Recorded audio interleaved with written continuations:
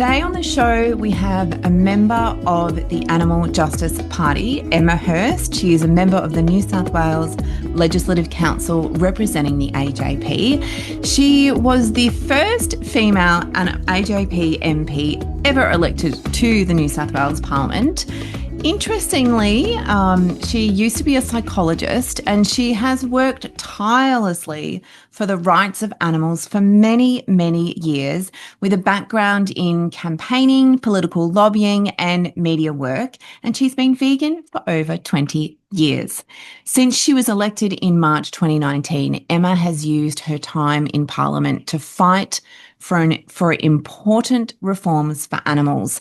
Over the last few years, she has secured millions and millions and millions of dollars, $60 million as a rough estimate, in government funding for animal protection.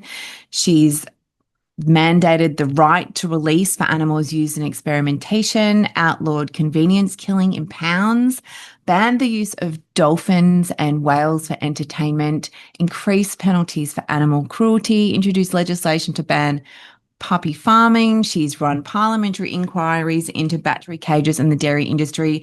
And today we do speak about some of the wins that she's had. And it's a really interesting conversation looking at kind of, I guess, behind the scenes of being a representative of the Animal Justice Party, or just being a politician, being a member of Parliament, and what that looks like when you are advocating for your party's position, for the people that vote for you. We get some really interesting insights into the machinations of the political system. I ask her a few questions around, the things that really push the needle, the things that stall momentum. We speak a bit about her personal life as well. We speak a bit about her, her experience as a psychologist and the relevance of psychology to the issues of animal protection. And how that's really relevant in terms of, human behavior. We speak about a beautiful cat, Jester. So much. Emma and I first actually met in my Sydney days when I was working for Voiceless, the Animal Protection Institute.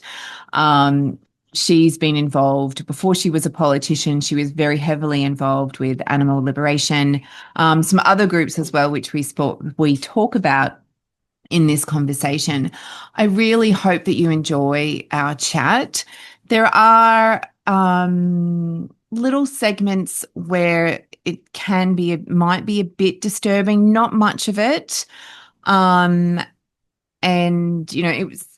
I'm sure you'll be fine, but I just wanted to, flag that we are talking, we are talking about some matters that do involve animal cruelty, particularly some themes of animal experimentation.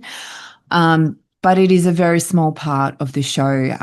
So please, you will be fine, I'm sure.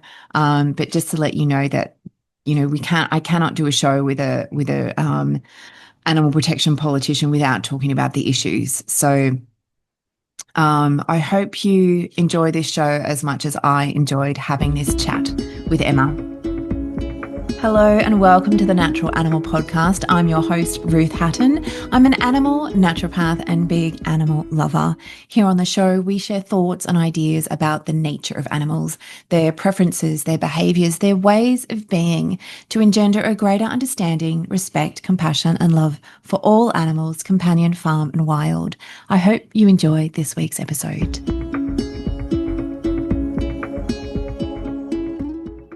Hello, Emma, and welcome to the Natural Animal Podcast. It's wonderful to have you here. Finally. Yeah, thank you. And thanks for having me on. It's really good to connect with you again. It is. It's been such a long time. For my audience, Emma and I, back in a million years ago when I lived in Sydney, connected through Emma's work with Animal Lib. animal liberation, for those of you who don't know. We're going to talk a bit about those advocacy days, even though being a politician is still a form of advocacy.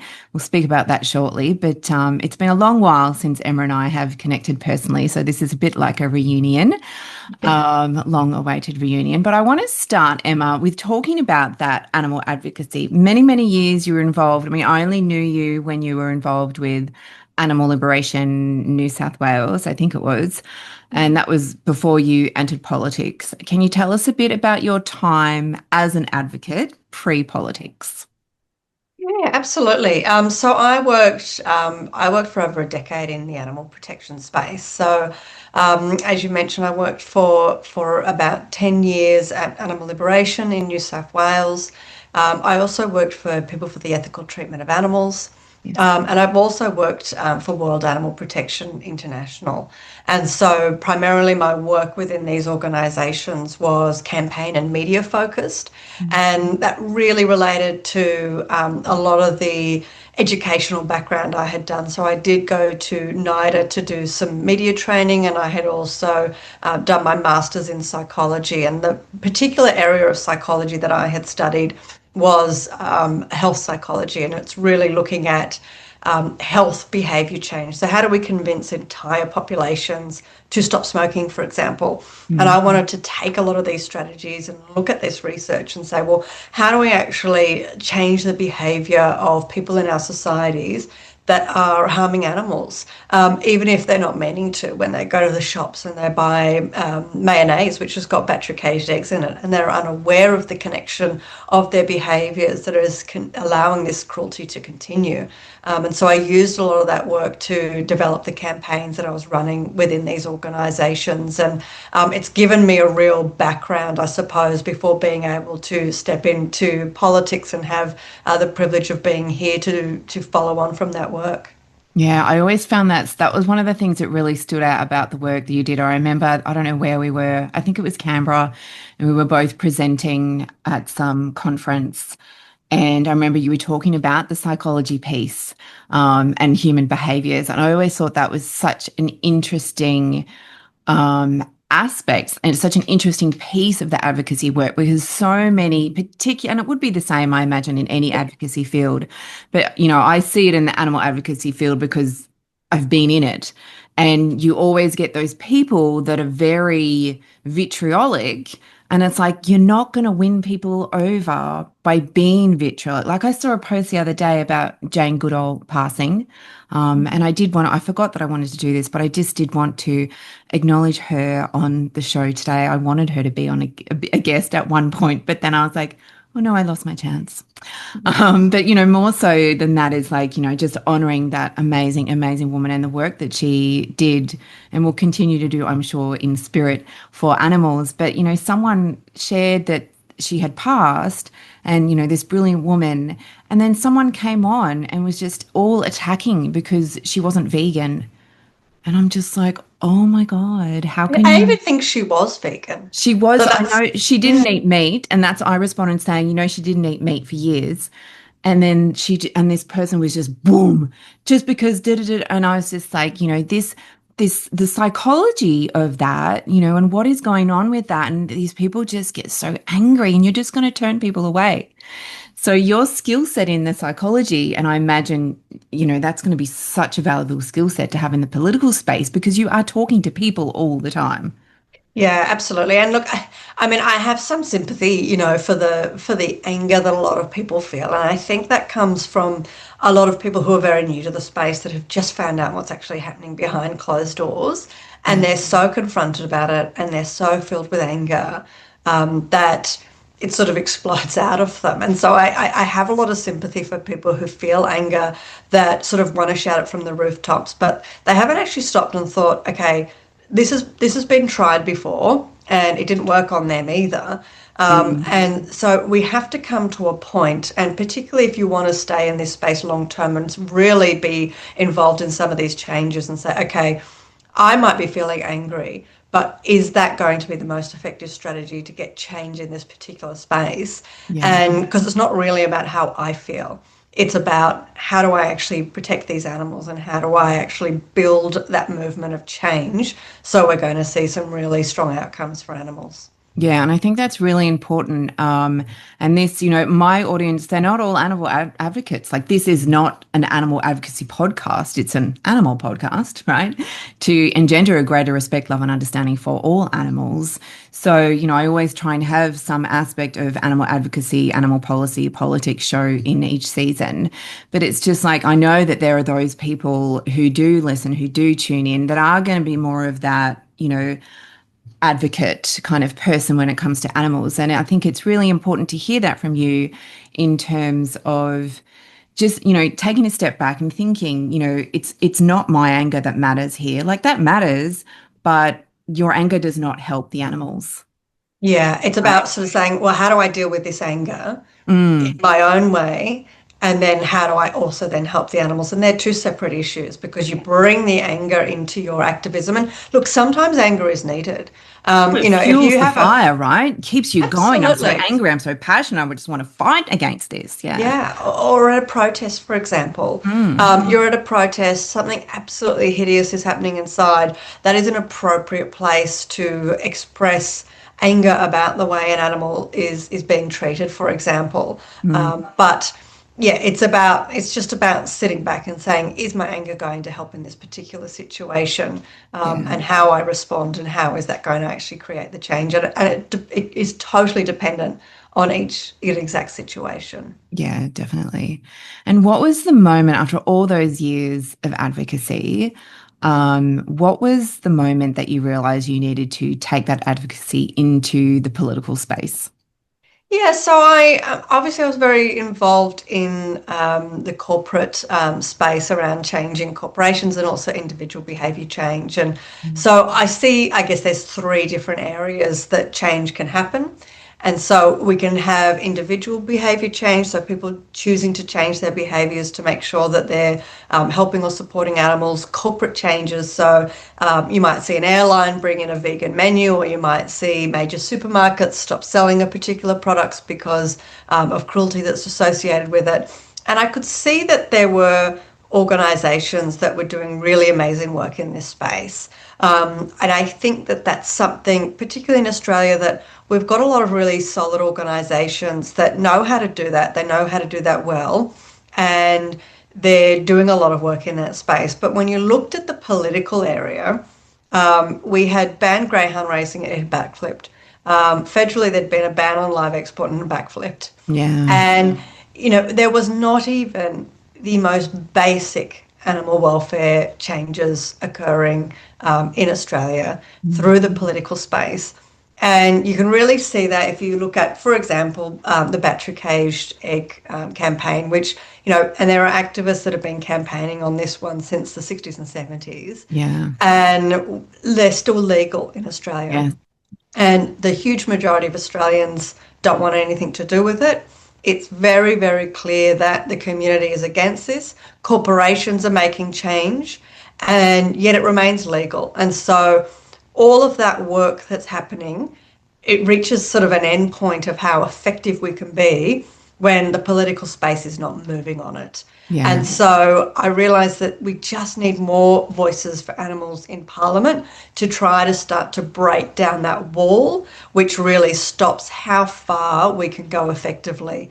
Now, of course, what I have found is that, that individual behaviour change has to happen, and it has to happen at a large enough scale for that corporate change to happen. And then that corporate change has to happen before we can get any political change. So we need all three, and we don't get any political change unless there's movement in those other two spaces. So they're all really important. But once we get political change, because of the movement in those other two spaces, then we can start to see really massive, fast changes for animals. Yeah.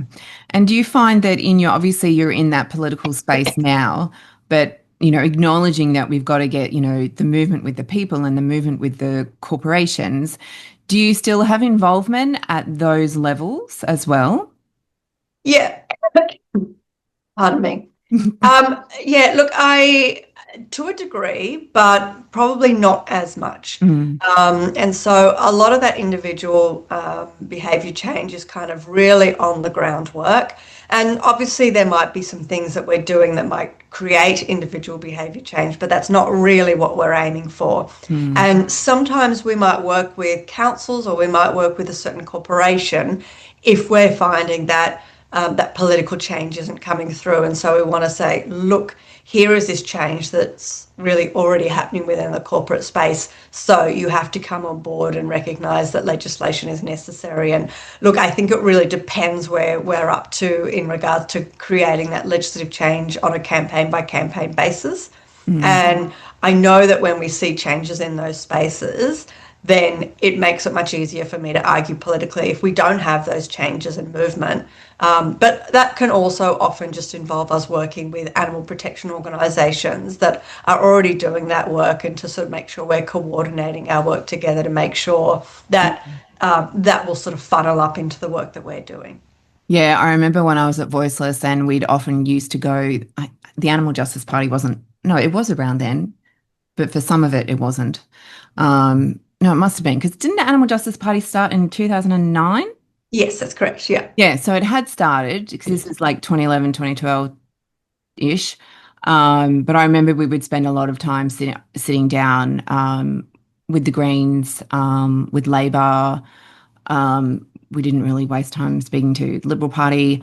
But I remember we'd go and we'd have those meetings, we'd have those conversations to, educate the politicians who didn't know about, our issues, and working in collaboration with them so that we could get it on the table, on the political table, on the political landscape. So it is, there's definitely that cohesion, that collaboration between all aspects. And you've had so many, like, I follow you on Instagram. I see and obviously you're in New South Wales, so you're not my jurisdiction. But I follow you because I know you, and I'm like, God, I wish you was up here in Queensland, because, I mean, there are AJP representatives in Queensland, but I don't know any of them. I know there never is one when I go and vote. Although there was at the last election, I was like, finally, I can vote for AJP. Yay. And it's like, Ruth, maybe you should join. I'm like, no, I don't have time. What was I going to say? So I know I see all of the amazing news that you share around the wins that you have in Parliament. And it just sounds like it sounds like there's more wins than there are losses. And I look at the wins and I'm just like, you would think we would be moving forward so much faster than we are. And I don't mean to put a downer on it. And I'm going to get you to talk about some of your amazing wins, because it is something to be celebrated. But it's like there's still so much work to be done. It's like you said, we still have battery cages. You can still buy cage eggs in the supermarket. I know it's a very small quantity, but then there's all the other issues, and like you say about the mayonnaise, probably people who are against cage eggs, right? They're buying mayonnaise and they're not even thinking, oh, that's probably got cage eggs in it. I'm not going to buy that, So tell me, let's have a bit of a celebration and talk about some of the campaigns that you either have run or that you are running where you have had success or you are seeing success. And let's unpack a few of those, I think. Yeah, definitely. And I mean, it's a really interesting thing, because when I first got elected into Parliament, one thing that was really clear to me is that, where the community sits on animal protection issues and all the work that, these wonderful organisations that we've both worked at have done with the community hadn't reached Parliament. Yeah. When you enter Parliament, you're going back. I feel like the attitudes are at least 20 to 30 years behind where the community was. So, when I arrived, people who were trying to be friendly, would come up and say, oh, I like dogs. And, I was like, oh, yeah, that's great. Let's start there. Start there. Exactly. But, there was a total lack of knowledge about how much work that there was to be done. Mm. And I was called a single issue party, and there's Yeah, nobody in Parliament that calls us a single issue party now. People that's go, really oh, I great. didn't realise that there was so much that needed to be done in this space. And it's like, oh, we've only just started a very small percentage of it. Mm. But the way I needed to actually handle this was to come in and start. It's not so much the low hanging fruit, but it's the obvious things that I know I can get everybody on board with. Yeah, yeah. So it started with changes that we started to make. One of the early changes I made was I changed the working with children's check system so that people who had seriously abused animals could not pass a working with children's check and then work with children. Yeah, Something very obvious. Everyone can get on board with that. yeah. Absolutely ridiculous that nobody had done that before we got Yeah, in. yeah. It's just so Then I, far from the minds exact, of the politicians. Yeah. then we started changing some of the laws around bestiality, and we've just been Mm. working on a bill as well now to change the term to animal sexual abuse. Yeah. And we outlawed the possession, distribution, and production of bestiality material and crush material, Mm. which is animal fetish videos. And again, I mean, people were gobsmacked that this wasn't already the law. And now New South Wales, I think, is the, oh no, now New South Wales and the Northern Territory. So the Northern Territory took my crush legislation and is now passing it there. Yeah, But we're great. the only states that have outlawed these videos. And This is what I mean. Like, I look at it's all the wins absurd. and it's like, why isn't this happening here? Why isn't it Yeah. happening nationwide? Yes. And so, and again, it just goes to show that the Animal Justice Party is the only party that's really fighting for these things. Yeah. Then we start, broadening that out. We start looking at, the link between domestic violence and animal abuse. We start looking at the penalties for animal cruelty. Mm. We got eightfold increases in the penalties, doubling the jail time, starting to get people to recognise how serious the crime of animal cruelty was in New South Wales. Then Yeah. we start talking about cats and dogs. So we start talking about puppy farming, and eventually we outlawed puppy farming. But that was a 5-year campaign just to get Yeah. there.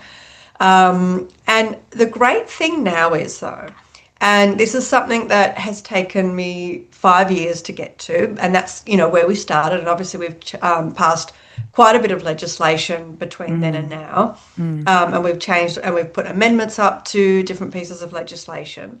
But a piece of legislation that I passed recently outlawed two very cruel experiments: the forced swim test and the forced smoking experiment. Now, these are experiments where rats and mice generally are dropped into buckets or beakers of water and they are drowned. Mm. Or they are put into a tube and cigarette smoke is forcibly pumped into their nostrils. Now, these are two experiments that were legally happening on animals. Nowhere in the world had they been outlawed. And I was now asking the majority of people in Parliament. It's one thing to get the majority of people in Parliament to care about dogs. It's one Mm. thing to get people to care about children, or to care about penalties. But now I'm saying, now I need your vote, because obviously I'm only one vote, and I've got to get the majority in both houses to now care about mice and rats, Yes. and to say, no, we cannot do that to these animals. Yeah. And we got there. And so we are starting to see this shift where if I had gone in with that legislation when I first got elected, Mm. it wouldn't have passed. I would not have got that through the Parliament. Yeah. But through that sort of gradual process where people have started to realise the importance of this legislation, the link between people who harm animals and who harm people, the Mm. seriousness of animal cruelty, and the recognition of sentience across all species, we did finally get there, and we did get the numbers Yeah, that's amazing. to be able to pass that legislation. So there is beginning this shift in Parliament. We're still obviously got a long way to go, because it becomes much more difficult when you're talking about animals that are used in the gambling industry and animals that are used in the farming industry, because they have Mm. such powerful lobby groups. Yeah. Major parties are getting huge political donations. And Yes. so it becomes even more difficult. It's But an we economic are we debate are as well starting as, that journey. yeah, Yeah. yeah. With the rats and mice, like that's a huge thing because, the animal experimentation space, it's, oh, there's such a massive divide, and it's still really pushed around the necessity of these tests, and we have to be testing on rats and mice. But what's the smoke test, and what was I can't remember what you call it, I'm just going to call it what is the drowning test. What were they used for? What was the end goal of those experiments? Yes, so the forced swim test was being used essentially to test depression research. Now, as a former psychologist Okay. myself, I can tell you that an animal drowning is a stress response. It has Mm. absolutely nothing to do with a chronic human condition like depression. Yeah, it's That completely animal is different. attempting to survive. Yeah. So it was absolutely absurd. I did have a lot of people, thankfully, within the animal research space that were saying this is not scientifically valid. Yeah. This research shouldn't be continuing. And then, of course, there was those in the research community saying, oh, no, no, we still think it is valid and we'd still like to use it. And it's great to show students the history of research that we have done. There were universities that had independently banned it because they had incidences where animals had accidentally drowned to death, for example. Yeah. So there was sort of this divide within that community, and obviously that community is also extremely secretive. Everything is Yes. happening underground. But we had a few very brave whistleblowers that spoke out against these experiments. Mm. They talked about what they had seen happen to these animals. We did get a little bit of leaked footage and images from what was Yeah. happening to these animals, and the media was very sympathetic. I think, and the smoking experiments, they were looking at things like pulmonary, coronary heart disease, things like that. But it was interesting. As soon as I spoke to anybody, and it didn't matter if they were left wing or right wing within Parliament, and I talked about smoking experiments, and it didn't matter what species of animal that was being tested, people just went, well, we know smoking is bad. Why are we doing any smoking experiments? Yeah, It doesn't matter exactly. what kind of smoke experiments you're doing. Yeah. And the actual research that we banned was forced smoking experiments. It's not all smoking experiments. So Hmm. unfortunately, there can still be smoke inhalation studies that are done on animals, particularly for things like bushfires and things like that. Mm. Not that we agree with that either, but these forced smoking experiments were highlighted because of the amount of stress that these animals were put under and the risk to those animals' lives and their welfare. I mean, when they were having that cigarette smoke pumped into their nostrils, if they so much as moved their head, they could asphyxiate and die. And the death rates in these experiments was absolutely enormous. When you say forced as opposed to other smoke experiments, they're all forced, right? Yes, These animals yes. aren't volunteer. Oh, yes, yes, test on me, please. I want to, suffer.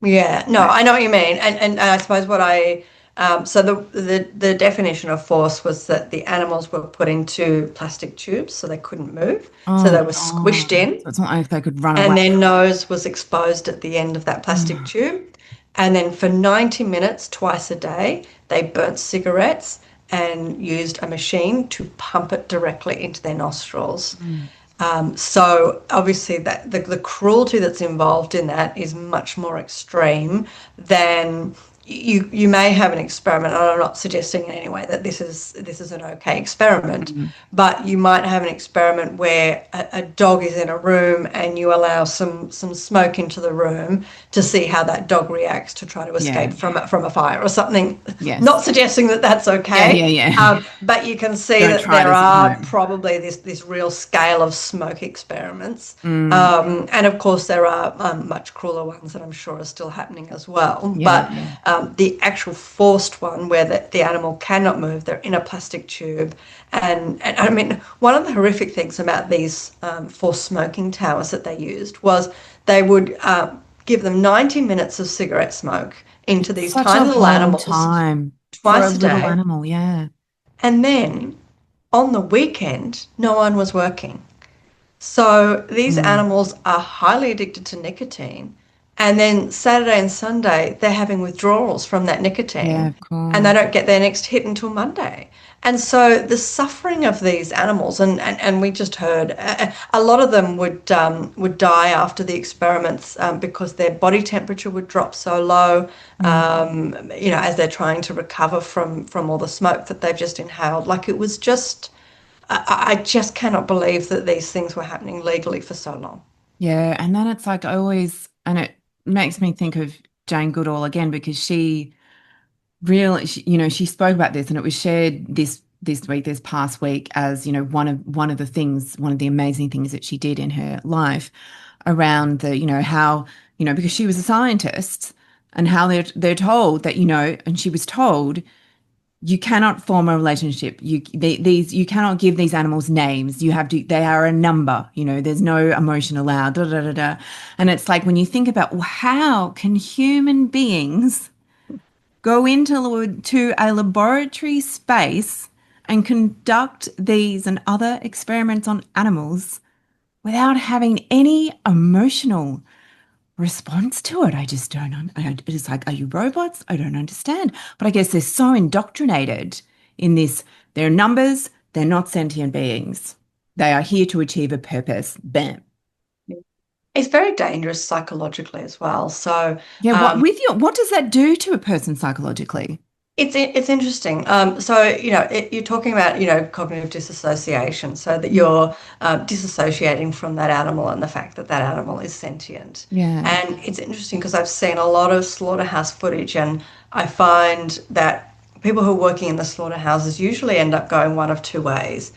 They end up getting this kind of very morphed view. And so when I've spoken to people who have been exceptionally cruel Mm. and hit animals, for example, in slaughterhouses, their view is so twisted that they say, oh, the animal deserved it. It was Mm. like it was me or the animal, and therefore, and that animal kicked me, or that animal, gave me a wrong look or something. And so they've sort of cognitively given themselves an excuse to treat that Yeah. animal poorly because the animal deserved it. Mm. And that's one very dangerous end. But the majority of people there have just disassociated from where they are. Now, this happens to a lot of people in a stress response. Mm. They disassociate so that they're not necessarily thinking or feeling or really connected to what it is that they're doing. Yeah. And that's a natural process for our bodies to cope with Mm. a major stress event. It's often a good coping strategy if you're in a particular stress event. If you're in a car accident, for example, and people often say like, "Oh, I don't really remember much about it now that I think about it," and that's because you've disassociated during that actual event of trauma. But if you're doing that day after day after day after day, it's extremely damaging psychologically. And I mean, I think there needs to be more research in this space to Yeah. actually have a full understanding of what actually happens to people that, as a coping strategy, disassociate, for long periods of time, for multiple days a week. And what does that do to people in the long term? We know that a lot of people who work in slaughterhouses have perpetrator induced stress disorder, which is like a form of PTSD. Yeah. And I do wonder as well whether people within the research space may feel very similar as well if they've been forced to actually disassociate from what they're doing, particularly if animals have died in their care, if they've seen animals suffering. And the flow-on effect in terms of their family members, their friends, how are they relating um, to other people in their lives. And they Mm. talk about that with like human victims of abuse that they dissociate because they cannot remain um, in that I can't even think of the words, but they cannot remain present in that moment when they're being, physically abused. So they leave. They leave. Yes. And we know that victims of abuse go on to have to have psychological trauma, to be impacted by that. And then the relationships that they have with people, the, ongoing impacts of that as well. So looking at that in the animal space would be really interesting research, really valuable research in terms of, particularly in terms of slaughterhouses and animal experimentation to see, well, hang on, because oftentimes I find that it's not enough to be talking about these are the impacts on the animals, right? Mm. Let's talk about also, well, the humans are being impacted too. Here's the data. Exactly. Yeah. Yeah. Mm. For the world that will eventually arise where none of us eat animals anymore. It'll come. That research will probably be go a long way to achieving that. So Yeah. someone out there, if you're a keen researcher, Yes. we've just given you some inspiration to start doing this research. Because there's going to, a lot of people would know people. I mean, I don't know anyone who works in the slaughterhouse space, but there's going to be people who know people, Mm. and Yeah. they might just start having a conversation to someone that's open and then who knows where it goes, right? Yeah. Absolutely. Okay. So, yeah, not to like fangirl, but I just see all of the successes that you've had and the strategic way that you've carried it out to get others in Parliament to go, actually, that's not right, and I know you won't have time, but you should totally write a book. We Because have written a chapter of a law a journal that came out, mm, and both myself and Tess Vickery, who's my chief of staff here, and yes, she's been working with me here in Parliament since I started. yeah, And it's not just, we're not sort of just assessing animal law, because I'm not even an animal lawyer, I'm not a lawyer. So mm, I think, there are some wonderful people out there that can do a much better job of just looking at the law and critiquing it. But what mm. we really Lot to talked about critique. yes, what we talked about in our chapter was a little bit of a sneak peek about what we've achieved, but also then how we've actually been able to achieve that through the parliamentary process. Yeah, but it's important because there's such that the relationship. I mean, it's the law, right? And it's one of the reasons why I left because it's like I'm not achieving anything in this legal space. It's hard. But It's then we very need hard those people in that space, right? It's like you're to. saying, we need the grassroots, we need the politicians, we need the lawyers, we need the people signing the petitions. We need everyone, right? 100%. Everyone can make a difference. Like it doesn't matter how small you think the thing is, it's like everyone together, collaboratively, collectively can make a difference for the animals. Is there something that you're working on at the moment that you think more people need to know about? Good question. I think probably one area that, and look, I think people in the animal space are aware of the need for an independent Office of Animal Mm. Protection and a Minister for Animal Protection, but Yeah. I don't think there's a real recognition of how important that really is. Mm. And the reason we need this is because one of the reasons it's so difficult to get major changes for animals is because the whole system has been set up to fail animals. And Yeah. it's been set up to fail animals for a very long period of time. And so the only way we're going to get some major changes like the end of use of battery cages in the egg industry is if the structure and the system that's set up to fail animals actually changes. Mm. And so when you really look at the structure, we've got a Department of Agriculture and a Minister for Agriculture. So their primary role is to look after the animal agribusiness industry and promote what is wanted by those industries. And it's not just animal agribusiness, but it's most uses of animals, including animal experimentation and everything else that we look Yeah. into. And so they're looking after their interests, but they also carry the animal welfare portfolio. Mm. And so they've got this huge conflict of interest, and their major stakeholders, the people that they work with, will fight against any kind of even minimal, absolute minimal change. They will fight tooth and nail to stop that from happening. So we've got that. Then, on top of that, we've got a private charity upholding criminal legislation. Yeah. There are no other private charities upholding criminal legislation.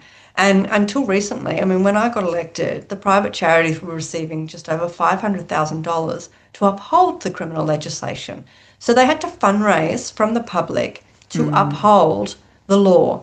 And if you take this outside of the animal space, say the police had to fundraise to prosecute drink driving. They had to do cupcake days and they had to do fun runs to save up enough money so that they could take people who are endangering people's lives by drink driving and actually take them to court. Yeah. And every case had to be scrutinised in regards to, will we actually be able to win this because we can't take many cases to court because we don't really have enough money to do so. And then if you think about having a minister for mining that is in charge of the environment portfolio. So this minister is in charge of protecting the mining industry, and then they're also sitting on the environment portfolio. And let's see how quickly they make good environmental changes, for example. So, and because this has been the norm for so long, people just aren't even really considering anything different.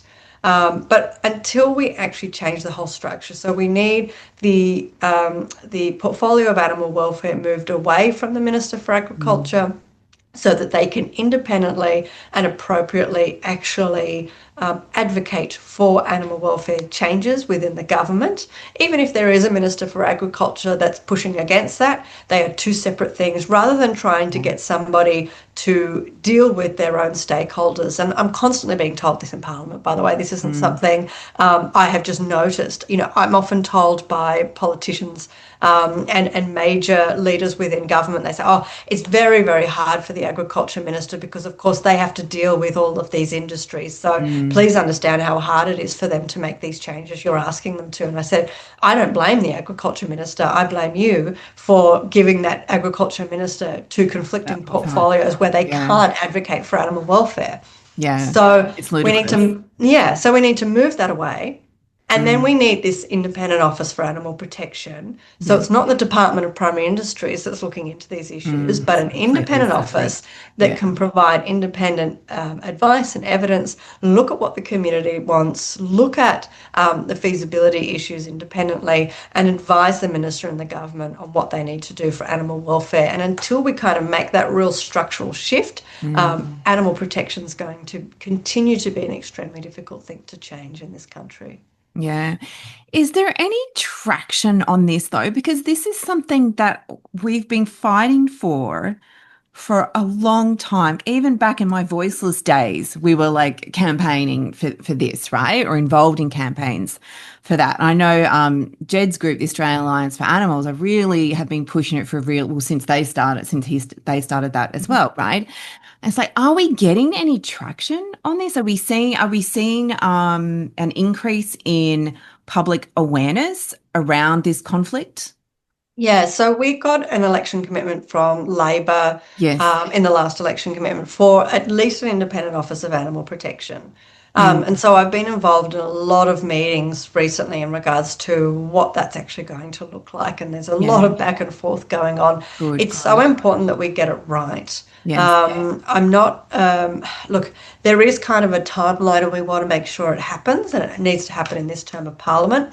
But I don't want something that is going to be not functioning properly.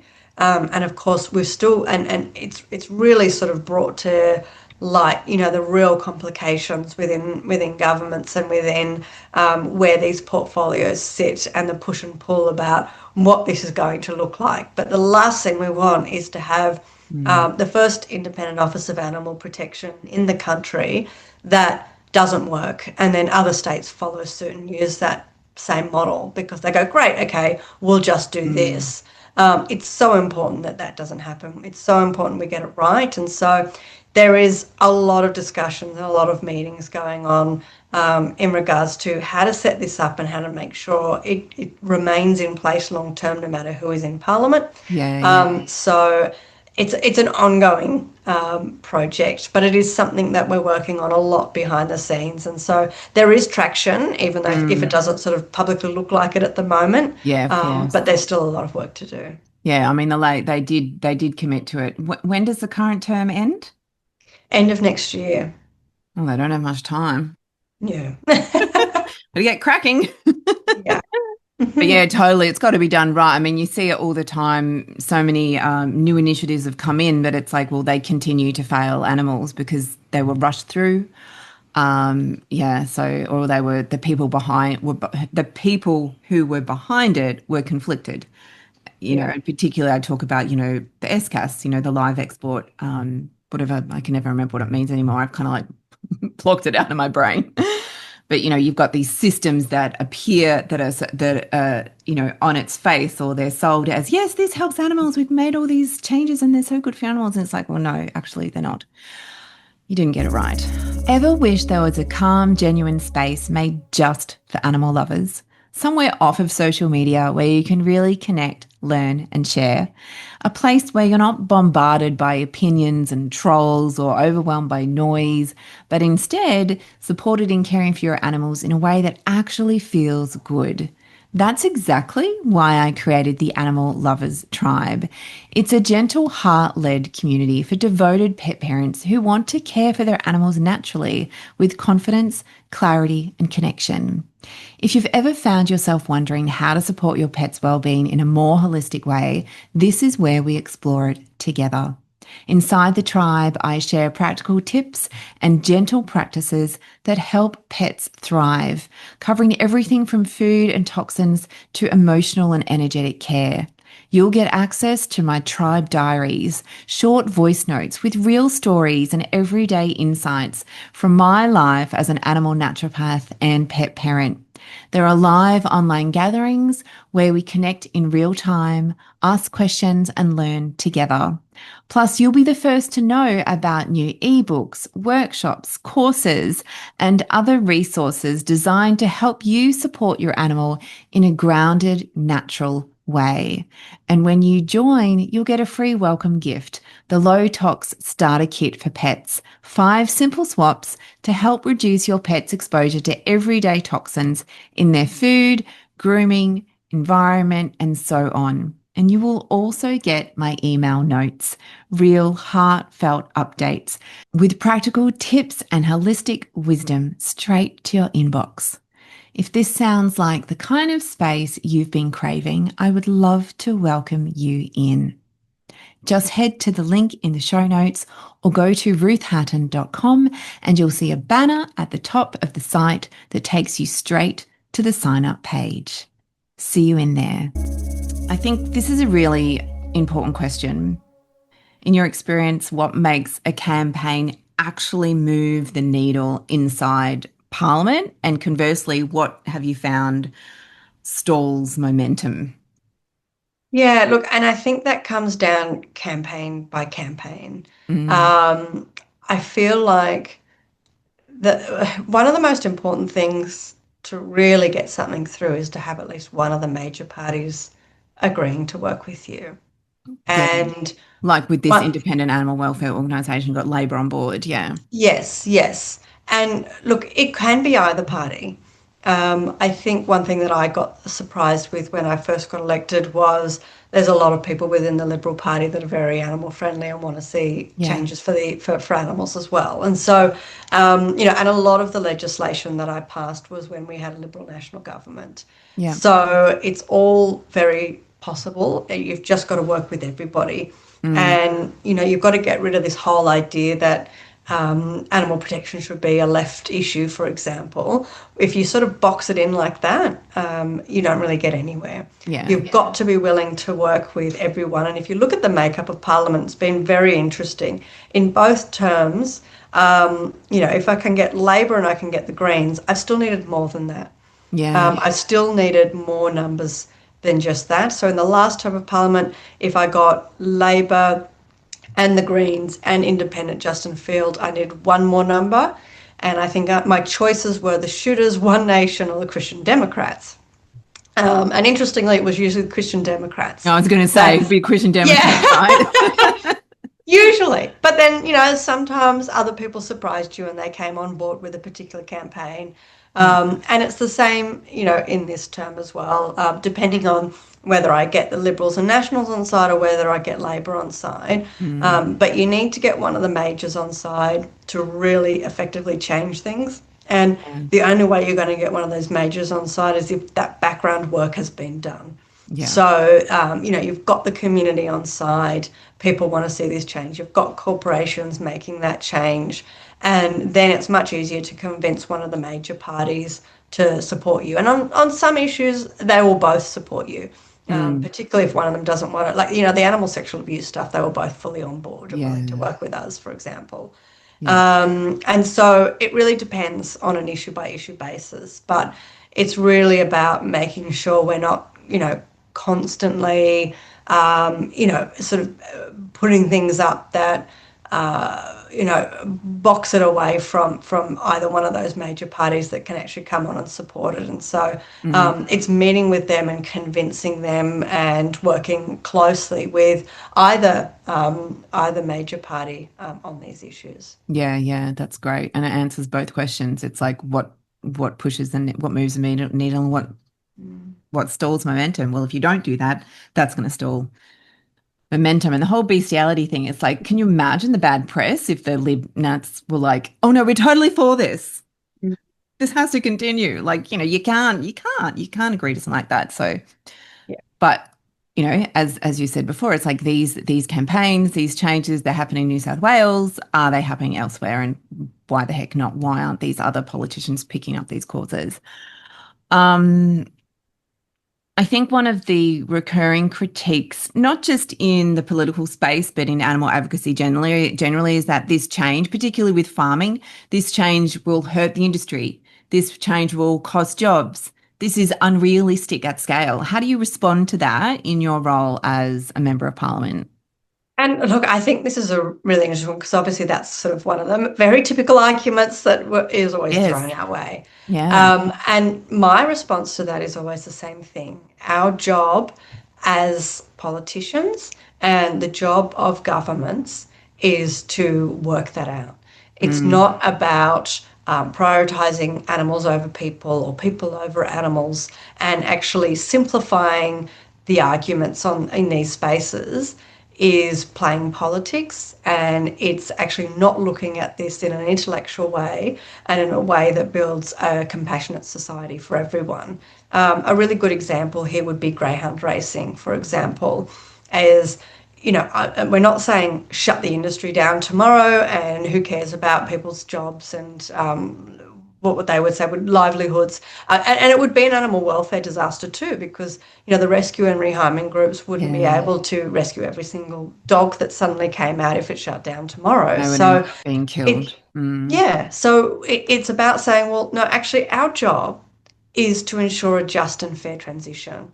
And our job is to say, right, the immediate thing is no more breeding of these dogs. The next thing is to actually help people to transition out of this industry and into other ethical employment positions. And so it's never about, this, and I think it's a very sort of aggressive campaign technique to imply that, the choice is the dogs or people. And of course that creates division, and the whole point of that argument is to create division. And our job is to actually say, well, no, actually what we're fighting for is everyone that's involved in this. There are people that want to get out of these industries that aren't being supported to get out of these industries. I know a lot of people are working with dairy farmers, for example, who are desperate to get out of this industry.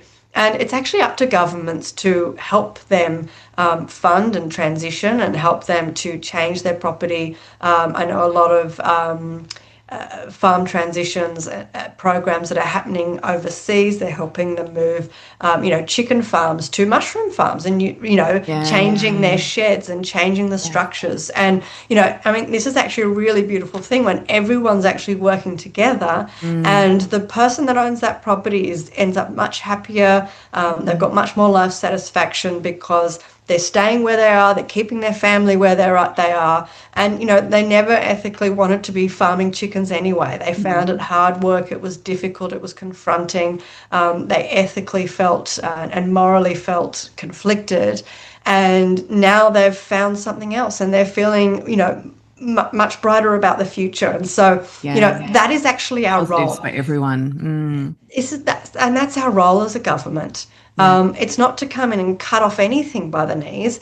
It's to actually say, well, how do we as a government do this and do this right? And how do we as politicians advocate that governments go in and do it right? And if it's not done right, then it often backflips. Yeah. So it's actually really important for us that these things are done under stage process. And I know that's frustrating for a lot of people. Sometimes we just go, I just want it to stop now. Of course. And I wish we could do that, but it's not realistic and it's not going to happen. Yeah. It's just going to make the fight for change much, much more difficult. And you have to be realistic because if you're not going to get anything through. And then the Absolutely. suffering will continue at the scale that it's at. But Absolutely. yeah, it's like the government's, there to support the people Yep. because that's how you create happy people, successful people, stable economy, right? Exactly. Everyone wins, win-win. Sounds so easy. Of course, it is easy. So easy. What are you doing? What's a moment that you felt that you had to back down or delay something and something that was, obviously all the work that you do is so closely aligned with your values and your core principles of existing, but something that you felt you had to back down on or delay, and how did you reconcile that with your principles? Um, it's interesting because I don't think I've ever had to sort of like make the decision myself to back down or delay something. Mm, Things have definitely been delayed, or things have certainly proven to be much more complicated, but usually that's not so much a decision, but something that's outside of my control. yeah. Usually that's when, and look, probably one of the main things is when, the shooters do a deal with one of the major parties and some of the crossbenchers to cut us out, to try to stop us from being able to make effective change. We had our puppy farming legislation, and we had that piece of legislation coming up in Parliament. We had the numbers to pass it in the upper house, and the shooters did a deal to send it off to an inquiry so that to try to delay that piece of legislation from But it's passing. but it's puppy farms. What's that got to do with the shooters party? Yeah. Like Please, they're let's not puppy. get started on them. But Mm. yeah, I mean they're obviously the complete opposite to the Animal Justice Party. Yes, So yes, yeah. it does make things very difficult here. But it's examples like that where things kind of get delayed outside of our control, Yeah. rather than through our decisions. Or it might be that the government says we're going to put these amendments up, and then we have to try to negotiate. Some of those amendments might go too far, and so something might get delayed because we're still negotiating to try to get that right. But Mm. it's usually things outside of our control, or things that we just simply don't have the numbers, or suddenly a major party that said they were going to support something backflips and panics and pulls out. That might stop us from moving forward with something we were working on. So again, yeah, it's usually something outside of my control rather than a decision But that you've we had have to to. make. Mm.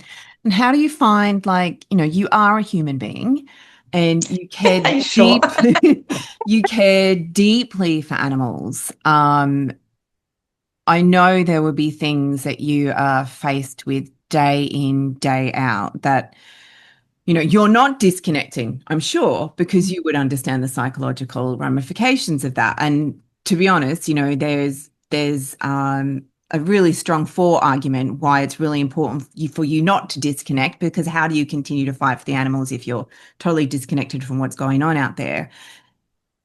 There's gonna be situations, I'm sure, where you've had a really tough day emotionally with what you've seen, what you've witnessed, the vitriol that is thrown at you. Like I was on I also follow your colleague Georgie, Mhm.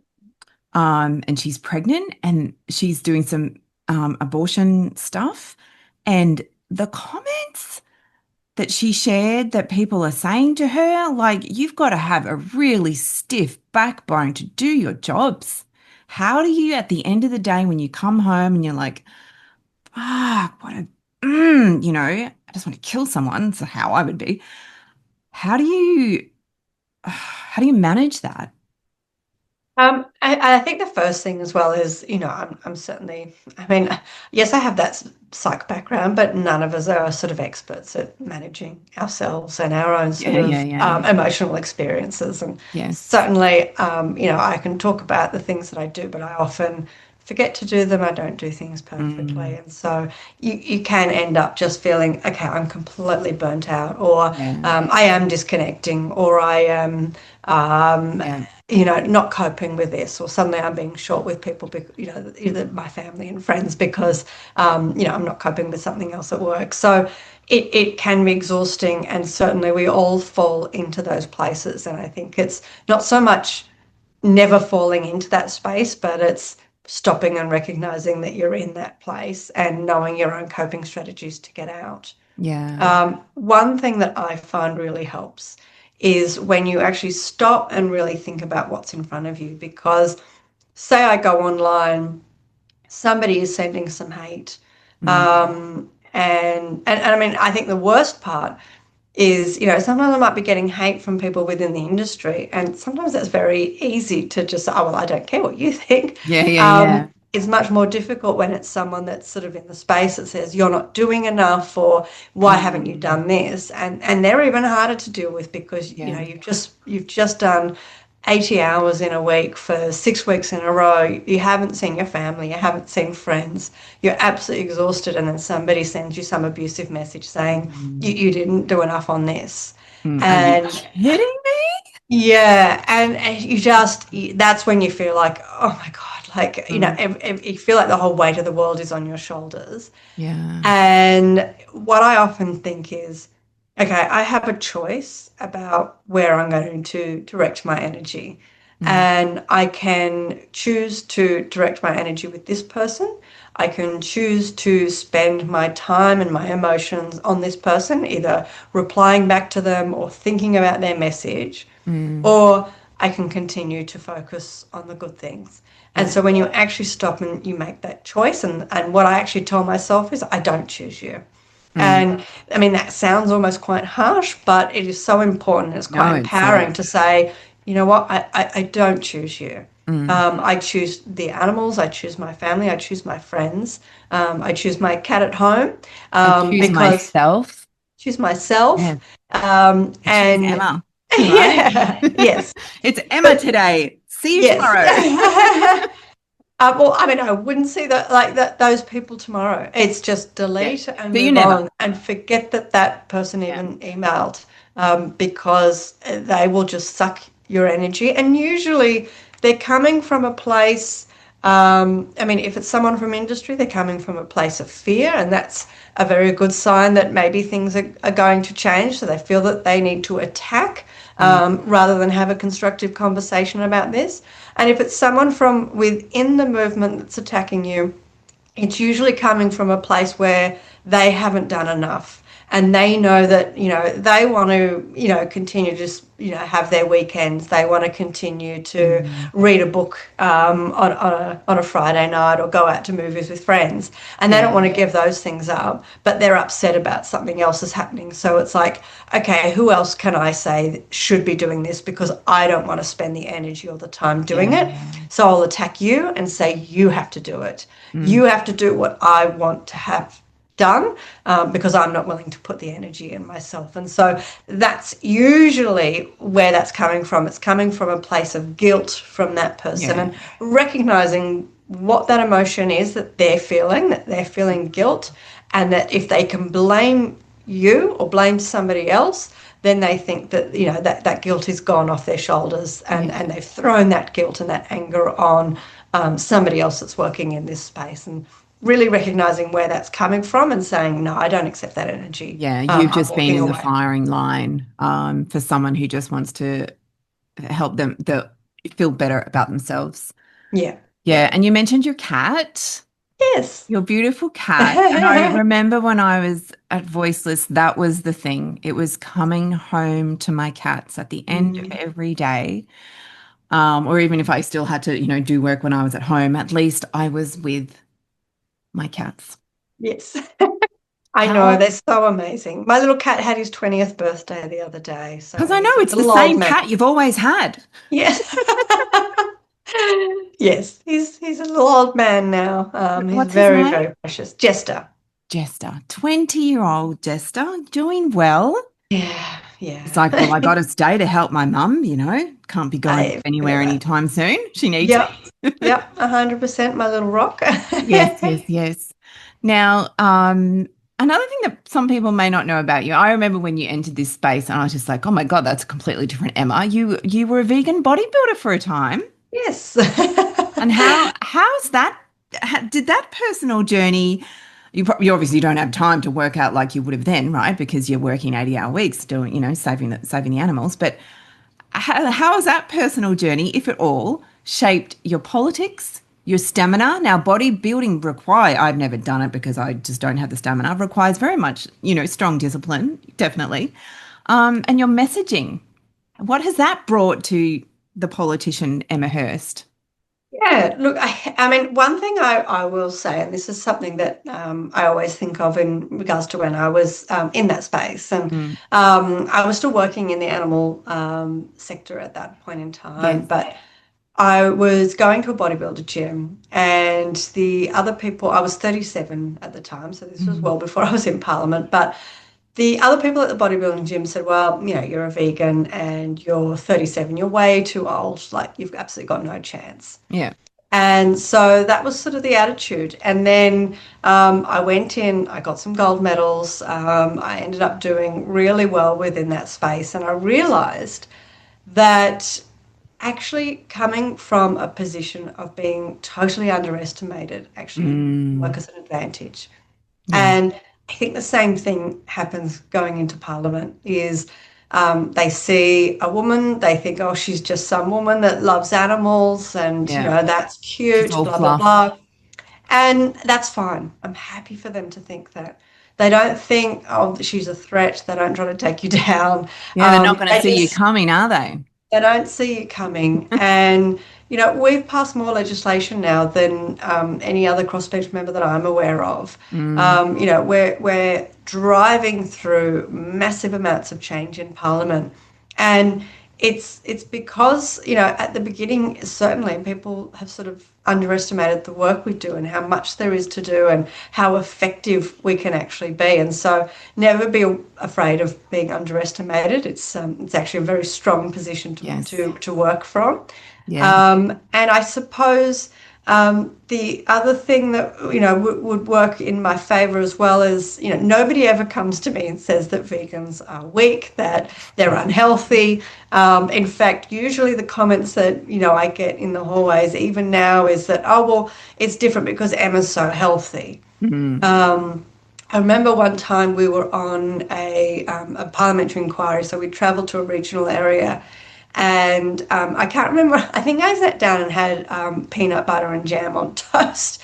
And one of the National Party MPs said to me, "Oh my goodness, I thought you were super healthy. Like this you're is eating peanut. this Yeah. is amazing." And so it cuts through some of those sort of false beliefs that people I think like to put forward Mm, about vegans as well. And so it's really changed those attitudes, and so people haven't sort of come and tried to undermine me in that way at all. yeah, I remember one time I saw one of your Instagram posts and I don't know what it was that you were eating. It might have been peanut butter. Oh, I think it might have been the Biscoff. Yes, it was a Biscoff spread. I've never tried that. I do Oh love my a gosh. Biscoff, but I can't have those things in my house. It's so good. Yeah, I don't bet try it is. Yeah. I can't even have a jar of almond butter in my house because I can it. eat the whole jar. Imagine Biscoff. Like, Oh yeah, yeah. no, no, no, no, no. Ruth has no self-control when it comes to Yeah. couple more questions before we wrap, because I know you're a very, very busy person.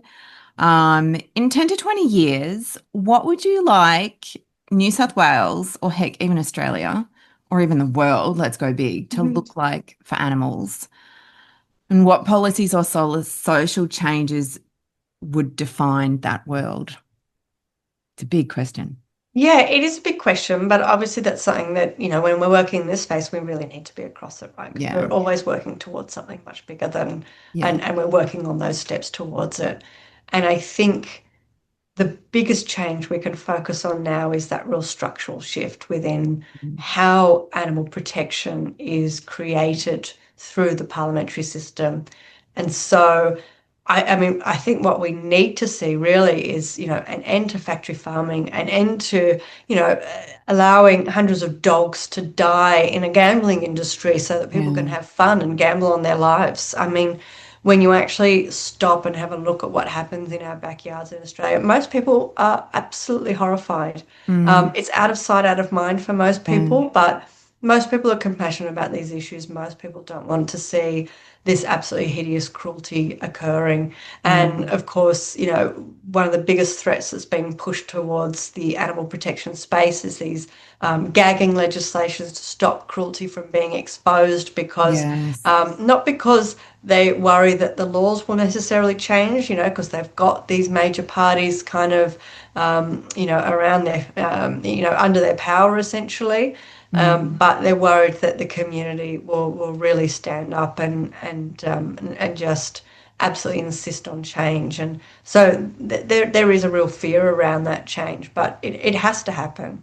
yeah. We're really reaching a tipping point within this whole space. And I think once we can get this real structural shift in place, then it's about saying, okay, now is this going to work? Now, if people start campaigning, do we start to see a phase out of the use of battery cages? Do we start to see a phase out in the use of things like sow stalls? Do we start to see an end to really cruel practices on farming, like live lamb cutting Mm, and mulesing? yeah. When do we start to see this real shift in how all this is happening? And I'm hoping that within that 10 to 20-year time Mm, frame, we we really can see really that. start to see it.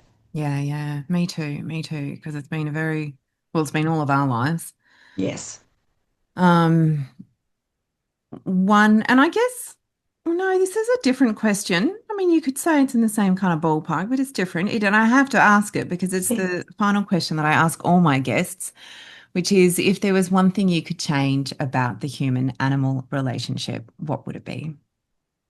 I think we really need to take hold of that connection that so many people feel with a cat or a dog at home and expand that to other species of animals. Yeah. Because the fact that people can have so much love for a Mm, companion animal, and the arguments that are used against pigs, against chickens, against cows is they're not intelligent, they don't experience emotions, they don't have pain, they don't have feelings.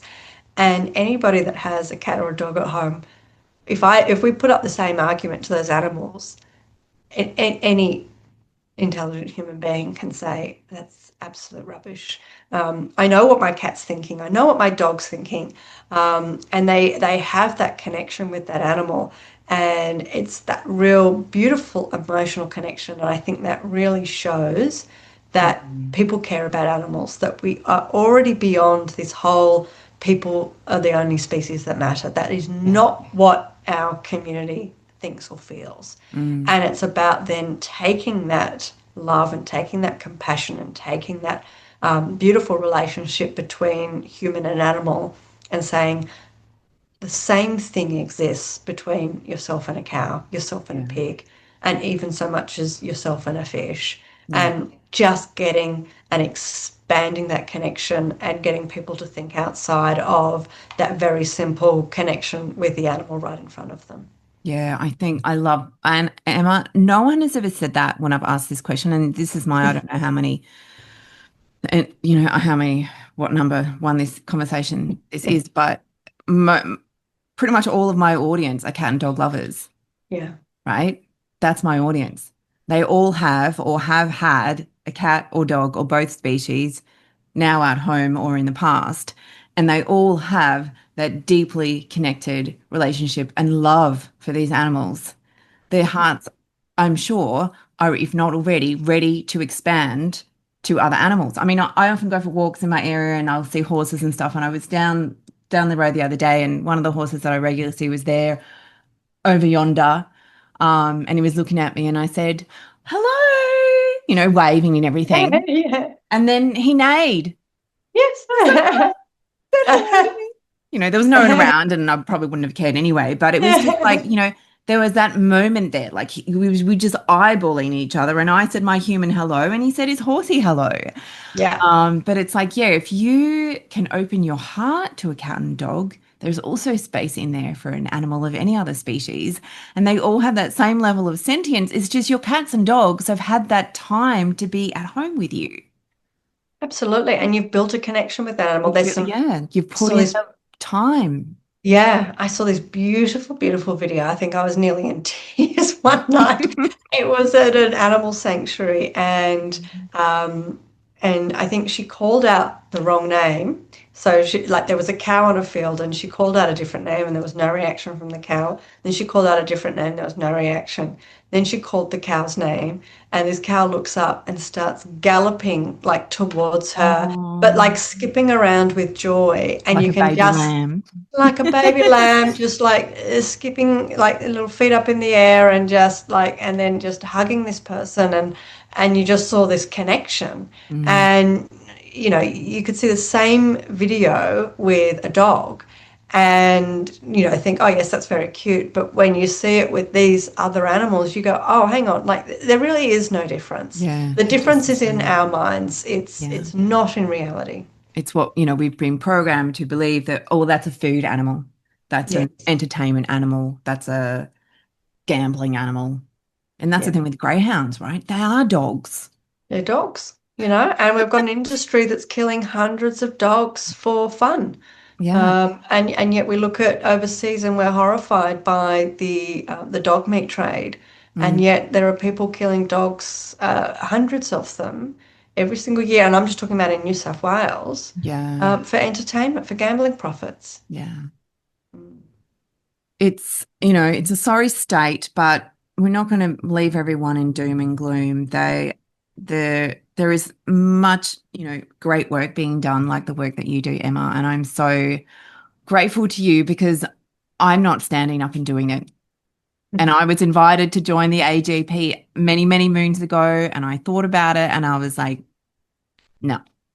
So, I look at people like you and Georgie and the other AJP representatives, and it's just like, thank God for you because we need you. We need you. Yeah. Now I'm feeling all teary, but it's the truth, But and yeah, like I said, we need everyone. We need me. We need we you. need everyone. Joy Blog's down Absolutely. the road. So, but yeah, thank you. Thank you so much, Emma. Thank you for coming on the show. Thank you for all the work that you are doing and that you will continue to do, I know, for a very, very long time because your heart is very big. And I know how much this work means to you. So thank you. Is there anything else you wanted to share? Actually, I wanted to say, I forgot. I totally forgot. Hello. You're a member of a political party. We need people. How, obviously, I'm going to put links and things to the AJP, to your website in the show notes, but also encourage everyone to follow Emma on Instagram because it's not just about, the political stuff. It is also about things like yummy Biscoff spreads. Absolutely. I try to make sure that social media is not too heavy. Yeah, it It's is got to it be a is real mix. entertaining. It is, it's obviously you've got the serious stuff, but there's fun stuff as well. So I encourage everyone to go right now onto Instagram. What is your Instagram handle? Oh, I think it might just be at Emma Hurst. Um, but I will send that to you in case Oh, it's it'll not. be But in I the think show it's notes pretty, I anyway. think it's, I I mean, think if it's people search Emma Hurst, you'll come up for 100% on the sure. top. Yeah. All right. Brilliant. Was there anything else that you wanted to share before we wrap? No, just I suppose if anybody does want to get involved, we've got different sort of member organisations in each state, and there are different sort of levels of volunteer that people can get involved, and that could be helping at a stall one day. Yeah. It might be handing out how to vote cards, and we need every single person behind us. And so, if you are wanting to get involved, get in contact with your state Animal Justice Party office and see what roles are available if you want to take on something more seriously. But there is so much work that we do, and obviously all the wins that I get had hundreds of people in the background Yeah. doing a whole lot of volunteer hours, and so everything that we are able to achieve, takes an army, and so if you are wanting to be part of that change, then yeah, absolutely, please reach out. And even if you wanted to become the 100%. local representative, because oftentimes, like I say, I go and vote and I'm like, there's no one from AGP here for me to vote for. So, Yeah. you might even want to like next level and become, an AJP, what's the right word? Well, as representatives, we have, councillors, we have Yeah, members of councillors parliament in state, but and even if elected. you're running for parliament for seats that are unlikely to get elected at this stage, it's still getting the information out there, the face Yeah, out there, the fact exactly. that people can vote for animals, but also to show major parties how many people are compassionate on animal issues Yeah. and want to see change. Yeah, and I think that's really important. Absolutely. Okay. Thank you so much, Wonderful. Emma. No, It's been thank absolute you. pleasure. What am I doing here? End recording. End recording. Stop. I loved that chat with Emma. Not only was it really great to cover and get an insight into her world as an Animal Justice Party parliamentary member representative, it was really just good to reconnect with her after all the years. It was a very long time ago that we first connected, and since then there's been the odd message in Instagram DMs. We did spend a bit of time at a farm rescue in Daybra. And so that was a beautiful time to reconnect as well. And we got some good photos and things like that. But mostly these days it's just Instagram, and her handle, because I didn't have it on me at the time when we were talking about just now, is Emma.Hurst. And like I said, she obviously talks about the real stuff there. She shares what's going on with her campaign. She shares about her wins, her successes, but there's a lot of fun stuff on there too. So if you want to learn more about Emma, I encourage you to follow her on Instagram. If you want to learn more about the Animal Justice Party, um, animaljusticeparty.org is the website, and Emma Hurst's website is emmahurstmp.com. I'll put those links in the show notes below. And who knows, maybe you will be the next AJP member and I'll be voting for you in the next election. Thank you so much for being here. Thank you so much for continuing to listen to all of the episodes that you listen to.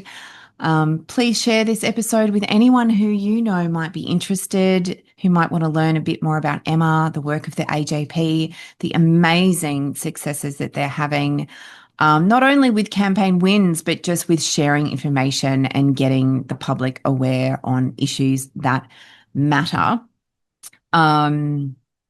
If you're not following the show yet, I would really appreciate that you do that. If you haven't rated or commented yet, I would definitely love for you to do that too. It is a great way to support the show. It's a great way to get the show out to more people. It increases the show's visibility, and we need that. So thank you so much. Until next time, big love to you and your animals.